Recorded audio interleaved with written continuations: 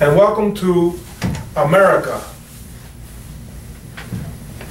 The show today, we're going to talk a little bit about 4th of July. It's a wonderful day here in the United States, the Day of Independence. Obviously, this country was founded in 1776, and the first day of the greatest country in the world, because truly America is, without a doubt, the greatest country in the world. What does this mean? What does it mean? In reality, it means that this country that was founded on the dreams of our forefathers was supposed to be and is the land of opportunity, where you can have religious freedom, economic freedom, family freedom, all the freedoms and all the opportunities that have been given to us by the Creator, not by man, which is key. For all of those of us who've read the Constitution, understand a little bit about the 3 branches of government, we know how well structured this government truly is. And you know, many people and many other governments respect America today and respect what it represents. And even with the worst of times, America and its people have always endeavored to work through the worst of times. At this moment in America's history, we're going through somewhat a difficult time in a variety of ways. One of them is the economics of the country. Another one is the political situation in the country. And another one is the society itself in the country. I've heard people say that, you know, to some degree our society in America is somewhat degrading or losing some of its fervor. I don't agree. I think it's the minority of people that are headed in that direction. I think we still have a very strong core of Americans that truly believe in the values that America represents. What does it mean to be an American? First of all, I hope you know the national anthem. I hope you know the Pledge of Allegiance. I hope you know government and its 3 branches, the executive, the legislative, and the judicial. I hope you vote if you're old enough to vote. I hope you participate in both community fairs as well as all kinds of events. I hope you give back to your community by helping the needy and the poor. And I hope you have good health and you enjoy the benefits of living in this great country. But what I'd like to talk to you about today in depth regarding to our great country of America, this upcoming 4th of July tomorrow, is I want to talk about the recent decision that was reached by the Supreme Court of the United States, the judicial branch. And obviously what we're talking about here is we're talking about the Healthcare Act that is best known as Obamacare, named after President Obama.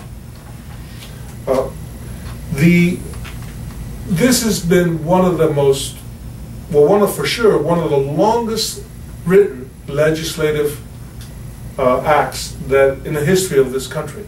Maybe even in the history of the world. I can't tell you that because I don't know. But for sure in the history of this country. Over 2,000 pages of legislation, of rules and regulations, some of which even today are not clear and not quite understood, not only by the American citizens, but also by the branches of government themselves, especially the businessman. And and it's important that it's amazing. Actually, it was important to understand this before it was passed.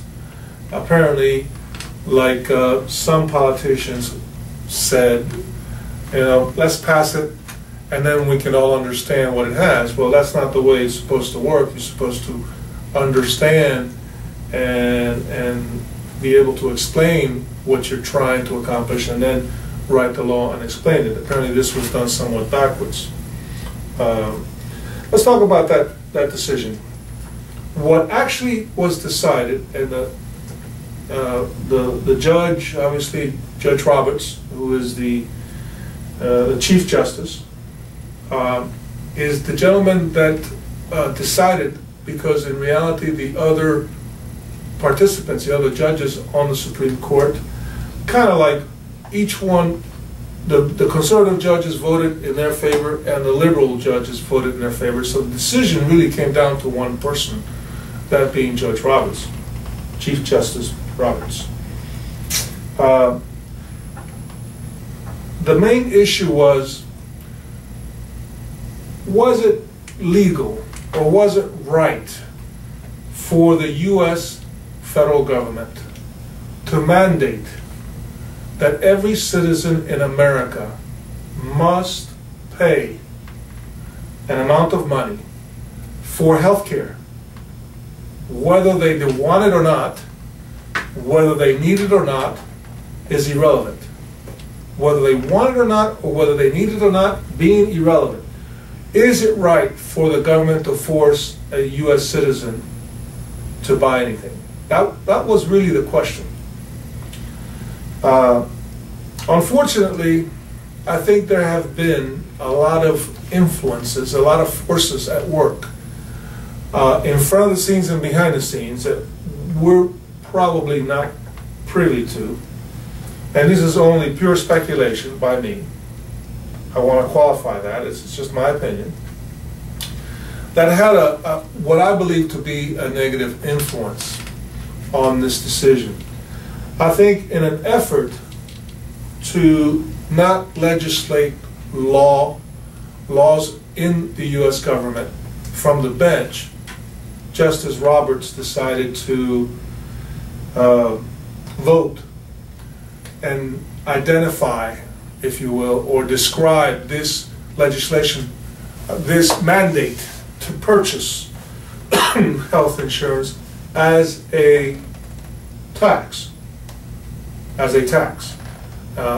Under those rules and regulations, it would be legitimate for the government to legislate a law that basically mandates a tax on its people to accomplish something. It's far reach, actually, of what he did, and I'm not in agreement with it, but I am an American, and I will abide by those laws if indeed they stay after November 2nd, because obviously November 2nd, it's voting day in America, and that's one time where we can obviously all go to the ballot box and repeal this law, if indeed we don't believe in it. And I hope people go out and vote in masses so that we let everybody know that the government really has no right to legislate and force its people to buy anything for any reason. That's not the purpose. That was not the purpose of the law, of any of the laws set by our forefathers. So this is a very delicate matter. It's a very emotional matter. It really should not be a Republican versus Democrat item. It should be a truthful matter. By that I mean, what is actually happening is that the U.S. government is forcing, for the first time in the history of this nation, U.S. citizens to buy something they might not want to buy, whether they want to or not. The Democrats call it a penalty. Obviously for political reasons, because in a situation where today the economy is so poor, it's amazing to me why things, are the way they are. Hi, welcome. And by the way, this is our friend Michelle. Nice to meet you, Michelle. How are you? Come on in. Have a seat. We're talking about the American economy. So jump on in, join us when you like. Absolutely. We're talking about the new legislation that was just passed recently. So it's a very very interesting subject. But anyways, to go further, it is important that everybody this coming November go out and vote. It is not right for any government to force on its people a law that requires them to buy something, or for that matter, penalize them for not doing something either. This is not a democracy. This would be somewhat of a other type of government, and I really don't care to get into that avenue because this is not a political show. This is an economic show. So what does Obamacare have in the form of impact? Let's talk about the impact that this particular law has on the government. Well, if you're a small businessman, you're going to be negatively affected if you have to pay thousands of dollars in the form of a penalty for your employees. That's going to help, it's going to hurt you from hiring additional new employees down the road. It's going to keep the financial aspect of it is burdensome because now it's an additional expense that the businessman owns that has to pay. The businessman has to pay this tax, and it's going to be, by the way, enforced by the IRS, to the government for every employee that they have. So if last year your total gross payroll for your business was $100,000, you'll now have to pay $100,000 plus these taxes. As you can see, that's going to have an impact. What kind of an impact? Less profits for the small business owner. What does that translate to? Less opportunity. Why? Because that means less spendable income, less new jobs, less expansion of business. It'll have definitely a negative impact. Let's talk about other aspects of Obamacare. We've talked about the negative part of Obamacare. Let's talk about the good part of Obamacare. It has its good parts. I believe strongly that Obamacare is trying to do something that is needed in our society today. I first believe that it should be a free market where we can buy health insurance, meaning it should be across company and state lines. That's number one. And Obamacare is trying to accomplish that. So that's a big plus. Another big plus that Obamacare is, that if you have a pre-existing condition, it is almost impossible today to get insurance if you have a child or you yourself have a pre-existing condition. So that's another great big plus that Obama's trying to do. And there are others. I don't want to belabor the point, but as you can see, I have presented two sides to this particular act. But to me, the most important one, and the one that really I think we must all follow, is we cannot allow the federal government to go forward with this law and implement it. It needs to be repealed, and the good parts of Obama need to be reinstituted in the form of new laws, and that we can accomplish. The issues that I just mentioned, like pre-existing condition, we can put in a pre-existing condition. A free market economy for us to buy health insurance across state lines, that should be put in. We should maybe set up a voucher system, as opposed to a penalty or a tax, so that people who cannot afford insurance have some type of coverage and have some type of obligation to pay something for their care. I believe in having, a net at the bottom to take care of all those people that are not as fortunate as possibly you and I are. All of us are. But by the same token, I don't want to take, away from the fact that this is a free country. And our Constitution is very clear as to what federal government can and cannot do. And it really is unfortunate that this reach of this particular act, Obamacare, has reached too far in trying to accomplish too many things, and as a result, it's created a bit of a chaotic environment. So the next 6 months are going to be absolutely critical for this great country of ours. It's going to be critical because we must all, first of all, make sure that we preserve and defend the laws of this country. And the laws are not to allow the federal government to become a government like those possibly in Europe or other continents in this world. We are a free country, a free enterprise environment, and should remain as such. I'd like to welcome Michelle. Michelle, right into here. How do you feel about this? Do you think you should be forced into buying health insurance? Oh, no, absolutely You've got not. children, you know, you've got a family. I want to hear your opinion on this. No, we shouldn't be forced to buy insurance. It should be an option. I think so. Especially if you're a single mother. If you're a single mother and you don't have the capability of buying insurance, it shouldn't be forced on you. I agree. You and many others like yourself as well, you know? Absolutely. And they talk about it, well, eventually they will get taxed for those that can't afford it. What about the elderlies that can't even afford their own bills, that are having to struggle? Yeah, the elderly have Medicare, and the poor have Medicaid. But for how long? That's a good question, because this act, Obamacare, what it does, it takes $500 million, $500 billion, out of the Medicare fund, which is going to make Medicare that much weaker. So again, we need to repeal this law because of that reason. I don't believe that, I myself, I'm no spring chicken, you know. I'm going to be a pretty old man. I'll be eligible for retirement in less than 5 years, believe it or not. So I don't know that I want to retire, but in the event that I had to retire, I'd like to know that Medicare is going to be there for me. Oh, absolutely. If we take $500 million out of it, I'm not so sure it's going to be there, Right.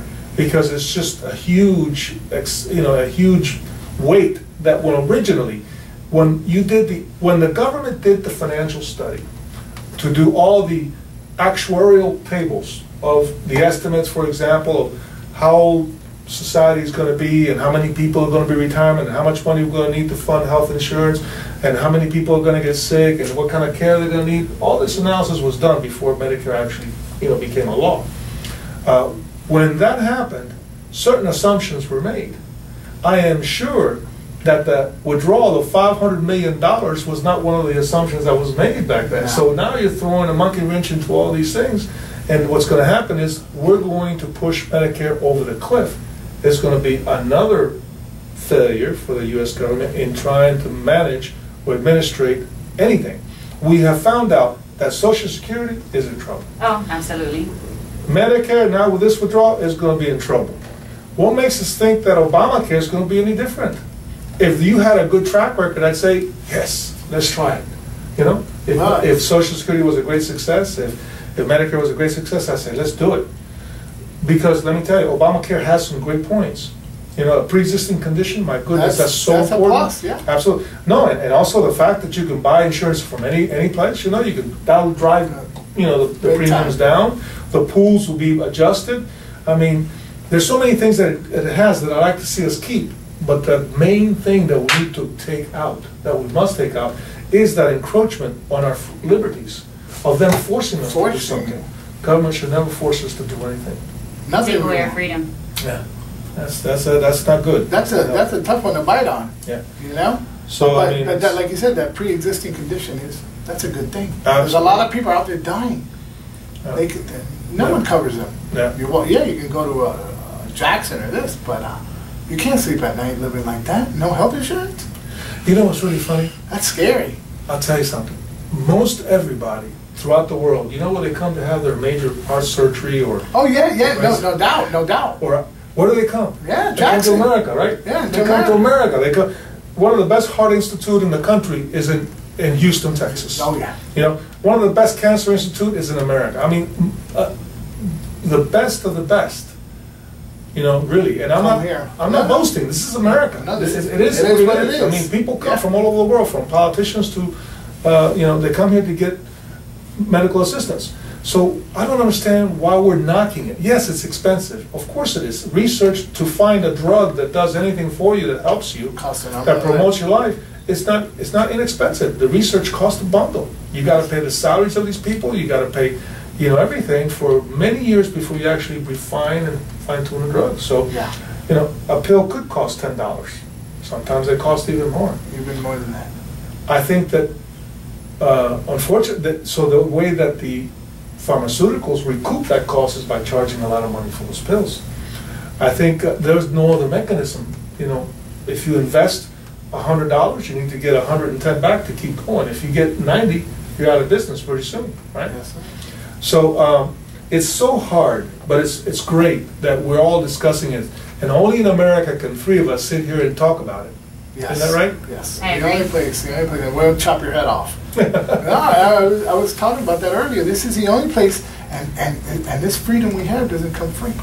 There are people out there that are losing kids overseas, 18, 19, losing their lives for you and I are kids. That's why I always stop and tell my children, when you see a police officer, a firefighter, a soldier, take a second and say thank you. Thank you. Absolutely. Thank you for what you do. A perfect stranger looking out for you. For me?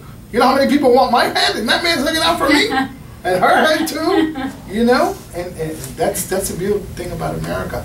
People forget to stop and say thank you. Yeah. You know, where else, like you said, do you get all of this attention and care and the opportunities? People come to this country and bash this country. How can you do that? How can you have the heart? You're coming from nowhere. It's sad to say, nothing. You have the opportunity to become a professional. Provide for you, your family. That's a big opportunity. Yeah. You No, know? this is a great country. I mean, it's tough. Everyone, you know. And you know something regarding going back to healthcare, we need to take care of our veterans. We've got to make sure that we provide They for are the well veterans taken care of. everything that they need, because they have given their lives for us. Whether it's an injury that they suffered, you know, on the battlefield, or whether it's a mental wound that's not visible, or whether it's a family need because they need a job when they come back, we need to help them. I'll use an example. I have a relative. He's been in the Army for years, 4th tour in overseas now. Wow. What does he do if he doesn't have that? He can't get a job, so Mike had to go back a 4th time overseas. That's wild. That's a lot. If not, and he has a family. 3 kids, wife. You know what it is? 4 tours is a long time. 4th tour, yeah. And he's a chaplain, but like he says, Tony, I don't hide behind the Bible. Oh no. You know, I'm out there. Yeah. I'm out, and I've lost friends. That's pretty wild. In America, you got to show your respect, folks. You've got to respect. And show your love for them. And like Mr. Jose says here, we got to take care of our veterans. Sometimes you see them out there, their head is in La La Land. You can't put handcuffs on them. There's got to be another way to take care of them. That man fought for you. And you're going to go ahead and cuff him because he loses his mind for a second? You got to have a little more compassion, a little more love for those guys. You know? Well, you know, one of the things we need to do in America that we need is to seriously find a way to solve this problem. Everybody wants to come here, and I don't blame them. You know, because obviously the land of opportunity, where the best health care, the best opportunity to get a job, to raise your family, to get the best education, to eat the best. I mean, I love the food here. You can get a hot dog anywhere, pastelito, any corner. Yeah. I love to eat. Proof. Come on. So, but you know, we have to protect our borders. We have to protect there's no way that this great society can absorb as fast as people are migrating into, they're immigrating into this country. And it's okay for you to always remember your own culture. Absolutely. You know? I happen to be, I don't call myself Hispanic. I am an American citizen, and I am an American, but I was born in Cuba. To me, there's no such thing as a Cuban American. Okay? To me, there's no such thing as a African American. To me, we are all Americans. Absolutely. Okay? This pigeonhole, I despise, because we are one people. When we go to war, we're one. You're not Puerto Rican, Dominican. One people, we're under God, brothers. indivisible, with liberty and justice for all. What does that say? Amen. So we are one people. So forget about all that. We are Americans. We are. Doesn't matter what color we are. But the issue is that we got to protect our borders, because we cannot absorb. We cannot absorb, the flux of thousands and thousands and millions of people from all over the world. And what goes into that border? Because those people have to be educated. Those people have to be trained to get jobs. Those people have to learn the language. It's going to cost the society here money. I mean, when one of those little kids from one of those, a child from one of these illegal aliens, whatever you want to call them, they're just, they're human beings. If they get sick, you got to take them to the hospital. Somebody has to pay for that bill. Somebody has to pay. You know, there's no such thing as healthcare for free. No. Or freedom is not free. No. So we have to control our borders. We have to bring that to a close. We have to control both our northern and southern, but not just because of the economic impact it's having on us, but also because of security issues. Everything that goes through that border. You know, we have other issues involved that, you know, just like Fast and Furious. Yes. You've heard of that problem that happened where a U.S. Border Patrol person was shot and killed? How unfortunate. You know, and now they found that weapon at the scene. Well, we need to start protecting our country. And the federal government is responsible for doing that. And they are not doing their job.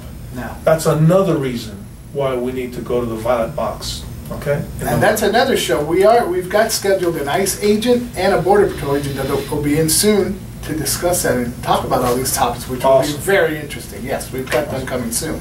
I mean, it's why people don't know about that unless you've been out west or in a car and lived that. Wow, that's breathtaking. When you go out there and you realize, and you see them at times, a whole family cross in front of you. The signs there's a sign out there when you go a little bit past Texas. And you're going into I'm blind right now at the moment. The other states. Well, if you cross the Rio Grande, you're in the wrong country. No. I see them barcas. No, but you're going out west, Arizona. When you go to Arizona, New Mexico, all of that area, and you just stop and think of not just the weapons and all the other stuff. Families putting their lives at risk. You know, there are other ways to make it here, I believe, you know, where you don't have to put your life at risk. Or, you know, I believe, let me share something with you. I believe that everybody is here because they're here for the same reasons. That's what I want to believe. Oh, absolutely. They're here because they want a better life for themselves and their families. For their loved ones, absolutely. That's why they're here. And they put it all on the line like it used to happen with the Arceros. And they're human beings just like I am, we are, so they have the same right as we do. You know, and that has to be respected. However, you know, what you also have to do is we are a country of laws. And we have to respect the laws that have been dictated, right, and written. And there's a process to becoming a citizen. There's a process to come. Oh, I went through a process. Yeah. You know? Our parents. Yeah, we all went through a process. Process has to be respected. You know, and the only way it's going to be respected is the first thing we need to do is we need to shut down the border. And then the people that are here, we need to assimilate them over a period of time. And I'm not saying that they get a green light to become U.S. citizens. No. What I'm saying is they have to earn their way the same way everybody has earned their way here by paying their taxes, by doing what all Americans do. In the long run, it pays off. People try to take a shortcut, and when you take the shortcut, you will get burned. You will get burned. Just, you know, it's difficult. It's easier said than done. But what do you do for? What do I do? I'm a vacation advisor. I send people on vacation. Oh, cool. Except myself. Only in America. There you go. There you go. So. And she's a fitness freak. As well. Which is what she will be doing. And I also show people how to work out. Oh, that's good. So he's an athlete. He played football. Ex-athlete. Well, ex-athlete with that body. You know. So yeah, that as well. You know, we're full of opportunities, full of, you know, a chance to do many things here and become someone. Just got to do it the right way, take the long road. I lived in Texas for 12 years. I lived in Houston for 10 and San Antonio for 2. Little stint in Texas, very short, but I used to go to Eagle Pass, which is right there on the border. Mm-hmm. We used to love to go hunting, for whitetail, and back then it was safe. I mean, you could obviously even cross the border accidentally and nothing would happen. There was no fences around. And then things were a little different back then. We're talking about... What year? Yeah. We're talking about 25 years ago. Okay. It's a long time. Yeah. Almost before you were born. Oh, gee, thank you. You made me feel good. For sure before she was born. Michelle. Yeah, Michelle wasn't around yet. No. But anyways, it was great. I mean, back then, but times have changed. You know, times have changed. I mean, this war on terror that we have, you know, unfortunately, we have to protect our borders because we're very vulnerable for undesirable issues to come up through that border, or whether it's intentionally, unintentional. What do you think of the profiling when you go out there? Well, I will tell you. I'm sorry to interrupt you. It cost me 3 days, and in Texas, I don't remember the Kimball County. Kimball County. We were going to Vegas. I had my license, but that wasn't enough. Because your last name is Rodriguez. And then the officer just stopped us. Well, yeah, 3 days, Kimball County. And all I got was a little bowl of cereal like this that tastes like, things that only happen to me. And, because all I had was my license, 3 days. Okay? And then when they stopped me, Garcia, Hernandez, do you speak Spanish? No, we don't speak Spanish. I said, well, Hernandez, you don't speak Spanish. No, keep your mouth shut. Okay. Hernandez don't speak Spanish for the draw. Things that only happen to me. Profiling.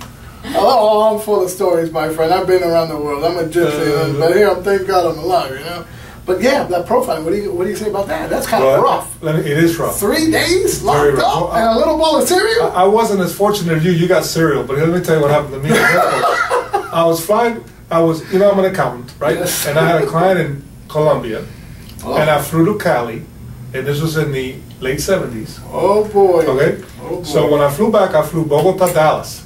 I know. When I got to Dallas, and they saw me come in, Jose Gonzalez is a very common name. Yes, sir. And there happens to be apparently some guy that really is big out there in that white powder stuff. Yeah. When they saw me come in, as soon as I walked up, the light above me went on. When the light above me, I had 6 guys around me, and they said, please come with me, sir. Talk about profiling. They profiled me right away. Yeah. Because my last name is Gonzalez. They stuck me in a room. They asked me to get buck naked. I said, what for? Hey. Wait a minute. No, thank you. I'm not interested, right? But what can I tell you? Make a long story short, I had to get buck naked. Otherwise, they're going to take my clothes off. Yeah. So I got buck naked, and they examined me. Yeah. Okay? From head to toe. That's scary. Very scary. I was scared to death. But I was alone. I was coming back from a business trip. I told them I was a business trip. 5.5 hours later, after sitting in that room freezing my butt off in air conditioning with nothing on, because they took my clothes and I don't know what they did with it, and then brought it back. Yeah, they scanned your clothes. They locked me in the room. Yeah. No windows. Nothing. What are you going to do? Nothing. There's nothing you can do. Nothing you can do. You just got to go through it and accept it, like I did. And what's I going to do? End up suing somebody? I'm not going to sue anybody. But profiling is the toughest thing in the world for citizens. And it not only happens here. Now that I remember, I went to Ecuador. I weighed like 350 pounds. Had that big old belly, some jeans, a Hawaiian shirt, a beard, and a Yankees hat and flip-flops. When I got off that plane in Ecuador, no one greeted me, but these little guys with dogs and M16s and the same old story. Now I remember that. Come with me, and I had an attaché, because my goddaughter, they're from Ecuador, and they had invited me over to Ecuador. I said no. I would never say no to a trip. Never again. Never again. But I wasn't there for 3 days like in Kimball County, but I was there for a long while. It's incredible. That profiling is the worst in the world, and it happens a lot. It happens everywhere. Not just out there. It happens here. It happens everywhere. Homestead, it happens everywhere. But we got to do it. If you go to an Islamic country and you're a woman, what do you have to do? You got to cover yourself. That's right. Oh no, Michelle don't believe in that cover. I can't go there. Michelle will fight with the government. Government. So you see this body. So you see what happens. I mean, it's something that unfortunately profiling is human nature to a great degree. Yes. You look at somebody. Everybody always has the intention of, you see somebody in the first. You've heard the saying, the first 10 seconds, makes the first impression. Yeah. So that's what profiling is about. It's the impression that you make. So we have to live with it. I mean, it is what it is. I would love to say no, it's illegal. You can't do it. But you can't. What are you going to do? You're going to legislate yourself to death? No. You can't do that. No. I mean, it's not. You got to live with it. I lived with it. Incidents, and what we have to do is do the best we can with it. I hate when I go to the airport now, and what happens is I get frisked. Oh yeah. I mean, I don't like my, No, I mean, that's I don't get into somebody touching me, and not unless I want them to touch me. Yeah. It's a different issue. Do you get to have a preference of who touches you at the airport? No way. You try that. No I want Macho Man here instead of this one now. Doesn't work. They don't. No, and let me tell you, I'll tell you an incident that happened to me about 4 months ago. Okay, and it was just my fault. Thank God in America we all have a license, you know, if you want it, to carry a weapon. Oh yeah. Right? Well, in my bag, attaché bag, I have a license and I carry a weapon. But what happened was I took the weapon out, but normally I not only take out the weapon, I also take a spare clip full of bullets.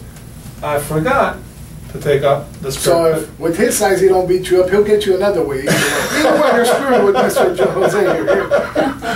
Guess Look at what? him good, folks. I got in deep trouble. This happened to me at Fort Lauderdale Airport. I got in deep trouble. They stopped me. They took my pen. They had a police officer there because I had bullets inside of the clip. Loaded. Yeah. You know, and man, I said, I'm sorry. So then I pulled out, you know, they asked me my ID, and they saw my license to carry a weapon and all this other stuff. Boy, it was the most embarrassing thing that's ever happened to me in my whole life. Yeah. I was embarrassed. I don't blame you, no. And to this day, you know, they took everything, obviously. They appropriate everything. Yeah. But I gotta say one thing. Fort Lauderdale Airport people were very professional. They did not abuse me in any way, shape, or fashion. They had to do what they had to do because that's their job. But they were very, very professional, and I speak very highly of them. You know, the airport security in Fort Lauderdale was excellent. Unlike here, when you leave Miami, South Florida, you're leaving another country behind. Miami is a world of its own, whatever. You're in another world. Once you cross Dade Broward County line, you left the world behind you. And it happens. It happens. People here are law enforcement. Not all, but a lot of them, because they carry that silver badge.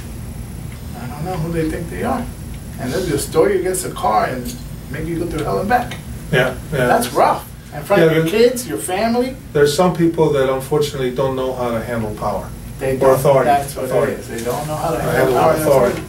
You can't do that. You can't do that. Things are bad out there, but oh, come on. So let's ask this young lady. Michelle's put on the spot. Michelle was coming for something else. And look, you see Michelle? You see how She'll never walk. Yeah, there we go. What is the best place in America right now to go for vacation? Wow. That is a very hard question for me to answer because I haven't actually gone on vacation. I sent everyone all around the world, but I haven't experienced it. So where do they buy most tickets to?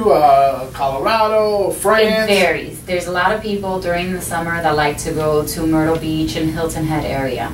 A lot of people. That's nice out there, by the way. Like the beaches out there for some reason.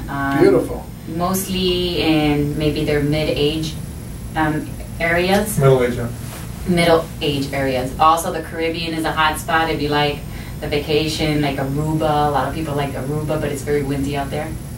Let's see. What about Las Vegas? Las Vegas. A lot of people go to Las Vegas if you like to gamble, but yeah, that's all year long. Yeah. Who doesn't like to gamble? Are you selling a lot I love the shows. Oh, I love the shows. But you can gamble here in Miami. Well, that's true too. Yeah. But I love to, you know, I like to go there to see the big shows. They have like, you know, last time I went, I saw Rod Stewart. And cool. They had a Beatles show. I saw Chicago. I love Vegas. I lived out there 2 years. The bad thing about it, I had a bad experience with my ex-wife. She's a wonderful person. Love you wherever you're at, but oh boy. I packed my bags one day and those Gonzalez, like, ooh, I called the taxi and well, that's why you call them exes.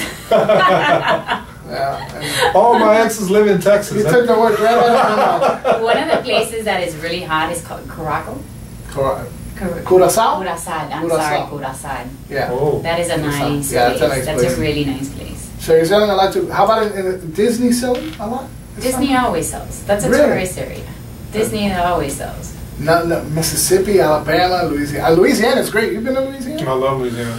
Oh, great food. Cajun country, the food, the No, gumbo. mostly it's the Caribbean.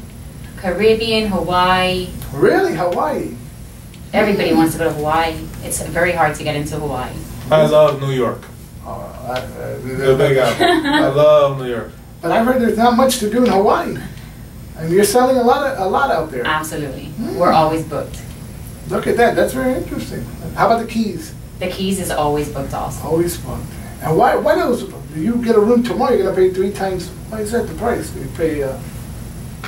In September, October. It's timeshares. I worked with the timeshares, not with the hotels. Right, timeshare. So How it's does that usually, work? it's usually For those that don't know you're what- usually trading for a whole week. So it's a week and you want to plan in advance. Why do a lot of people want to get rid of that timeshare? Some people love it, some people don't. A lot of people can't afford their fees Yeah. and a lot of times don't know how to use their vacations. That's another show we'll do, how to plan your vacation. That's believe it or not, people don't think. People just pack their bags and say, "Lo vamos a pagar." A lot of people think that they can plan last minute and that's not the way to do it. That's- You want to plan in advance. When you plan in advance, you make a happy vacation. There. Hey, you gotta be working for Disney. I don't believe you don't pagado. If I would be working for Disney, I'd be singing and dancing. Hey, there you go. But to do all of that, you gotta save the money. And the way people are blowing their money nowadays, you know, you're not gonna be able to go to Isla Canaria across the street. So the economy really hasn't slowed down that business at all much, or Well, it's been affected, right? It's been affected, but everybody needs a vacation. With the way the economy is and everybody's stressed out, you need a vacation. Yeah. Without a vacation, No. we're more stressed. Yeah, no, it's incredible. But you think the way people are managing their money, they'll be able to afford a vacation by this time next year? Times are tough. I don't know. I mean, the economy has to come back. A lot of people unemployed out there. You know, over 8% of the population here is, and it's really more than that. But Yeah, because a lot of people don't even bother going Yeah. to unemployment. not anymore. Yeah, they just gave up, or they started their own businesses, Their or little they said, side "Hell with it." jobs, Yeah, and yeah. you know, well, it's rough. And now schools, I feel sorry for the parents. I mean, I plan, thank God. But those that can't afford to buy new uniforms and book bags, and Well, that breaks your heart. and college tuition, everything's getting so Are expensive. you kidding me? We're getting ready for that next year. We're looking at the numbers now. Wow, I got to get a 4th or 5th job. I got to have this and a cleaning company and car wash. And I don't know what I'm going to do because it's expensive, like you said. It's expensive. Yeah. And then our son wants to go overseas, Canada. To school? Yeah, he wants to be a biochemist engineer, go to MIT MIT. He wants to go to MIT. That's in Canada, and he refuses to stay in the States. I told him, sign an application at Burger King after school. You know, I don't know, sell flowers, water. I'll go in with you because I'm going to help you. But it's expensive. It's expensive. People don't realize that. It's very expensive. Very expensive. And when you go overseas, even more It's expensive. even more expensive. So I don't know. I hope they come up with something there too. Boy, was I lucky. I got my education for free. My cousin did as well. We used to call her, quick story, I love my cousin, she's a brain, smart girl. We used to call her La Monga. La Monga would always skip school, get caught, get in trouble, went to Miami-Dade. She did okay. She eventually did great and got a full scholarship to UM and became an architect. Awesome. And La Monga today owns half of Miami. She's still, She's not so monga if she was gonna get her scholarship. No, she got a full ride to UM. Don't see me, primo, I love you. But, you know, she got a full ride to UM Wow. as well. Nice. That's a nice Congratulations to her. So what I'm getting to, hey kids, man, tighten up, get that, get your grades going. That's the key. Education. Okay, here's your example right here.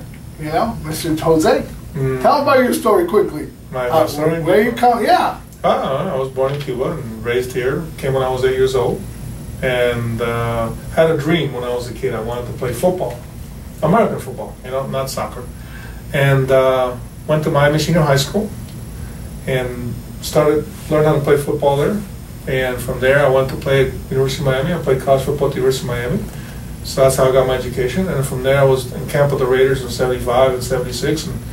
77, I got traded to the Eagles. That's the first year Dick Vermeil was there. Are you a part of the Raiders? Yeah, I was. Well, I wasn't on the 40-man squad. I was called what's called a taxi squad back then. This is in the '70s. It's a long time ago. So I loved. I played in the NFL. So a little bit. Oh wow! WFL. This is nice. And Put it on. It'll feel even nicer. Oh yes. There you go. It's heavy. It's a heavy ring here. What we're getting to, he started, from the bottom. Yeah. Education. In America. Education paved his way. It's in America. Nice. I'm an immigrant. Yes, sir. I'm an immigrant that came here, and decided to work hard and bust my butt, got my education for free. Yeah. We're playing a sport. Now I became a CPA. So it can be done. It can be done. It can still be done today. It can still be Only in America. So I'm so thankful. And that's why I'm not a Cuban American. I am an American. Yeah, like my father. He was born in Cuba, but he's an American. He says, yo soy americano. That's right. Yo soy americano. And I owe it all to this country. We owe it all to America. Absolutely. You know? And he had it rough too. He washed dishes and painted and picked tomatoes and went to school at the same time. So we need to preserve the legacy that we inherited from the people who created this country before I was here. We need to preserve that for our children and our children's children. That's our task. That's our duty. That's our obligation. We need to make sure that your children and your grandchildren, you know, all have the same. I'm not much older than Michelle. I know, but how many grandchildren yet? And please, not yet. To the wolves. I have many children, but not grandchildren. Okay. No. I understand what he's saying. It's true. We got to pave the way for them and keep them focused. And it's the only way to do it. You know, the only way to do it. Nothing comes for free. My friend, the hours is gone by so quickly. I want to thank you for taking the time as always for coming out here. The true friend. He's an amazing person.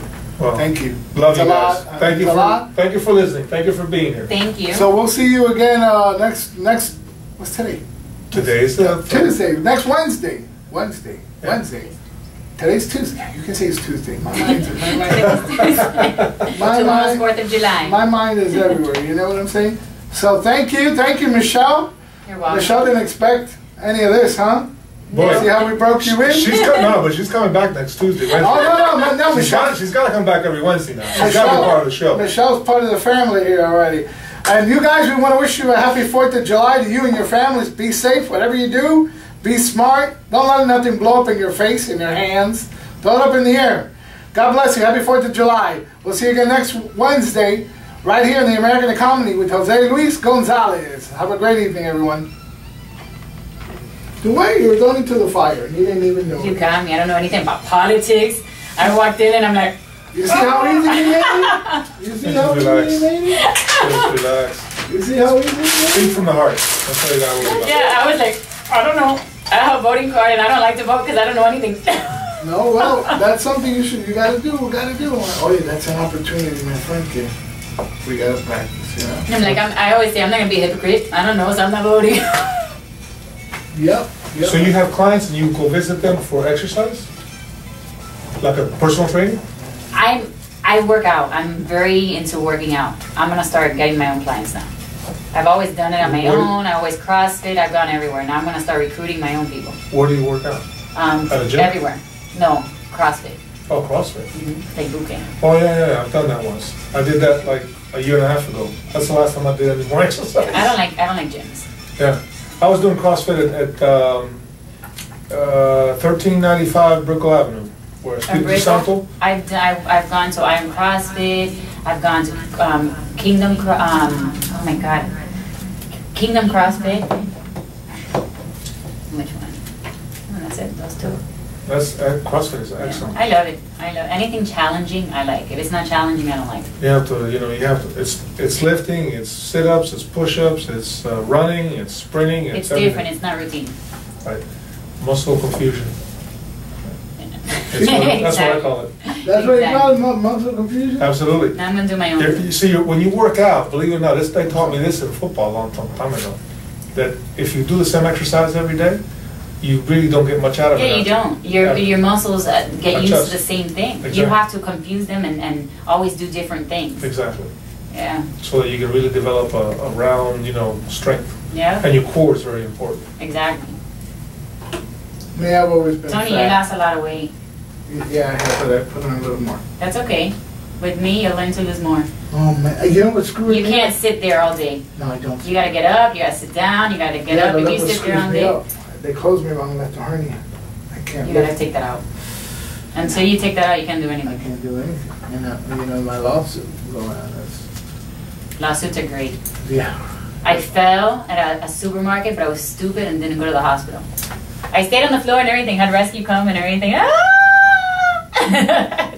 But I didn't go to the hospital. You should have gotten yourself a lawyer too. But I didn't go to the hospital. So it would have been like nothing. No, that's. I still have the report. Well, Is it too late to do anything? no, it's not too late. Really? No. Can you give me the information of what I need to I'll do? give you, yeah. Hell yeah, I will come. Sue. That was in Presidente Supermarket. And there was cameras there and everything right in front of the register. Really? I literally like slid with my heels and went, "Rah!" And I was like, oh shit. And then I thought to myself, what do I do? Just stay there. Well, how long ago was that? And that was like probably 3 months ago. That's not that long Are ago. you kidding me? And the attorney will get your video and everything. Really? And then Alex looks behind and he's like, well, where did you go? I'm like, he saw me on the floor. You should call him. Yeah. And I pretended like I couldn't walk or anything, and they wrapped my foot up, you know, when they put some ice. You got it. And they carried me out to the car. You don't have to. You don't have to. Are you kidding me? They came to get me, like, don't move me. I was Are like, you kidding? No, but seriously. but then I'm like, I didn't even go to the hospital. I Doesn't should've. matter. Doesn't matter. matter. Something came up now after the fact. I didn't go to the hospital, Max, and when I went Yeah. home, I was hurting like a mother. Hey, you know what? Give me the information. Who do I need to call? Because you know what? I need some money. My attorney. Not me, my kids. I'm trying to put my daughter through college. No. I'll be You there. got a daughter that's ready for college? Are Yeah? you kidding? Yeah, she just works out and eats good and takes care of herself. What do you think, 19? Listen to her. What do you think I'm 19? No, you don't look old enough to have a daughter in college. Yeah, my daughter's 17. Yeah, man. I have a 14-year-old. A 14 and a 17. Wow. Incredible, right? Yeah. Don't need to talk to me because I got a family at home. No, wait. Okay, thank you. Wait. No, Nice to meet you, man. Likewise, I will be seeing you. Hopefully soon.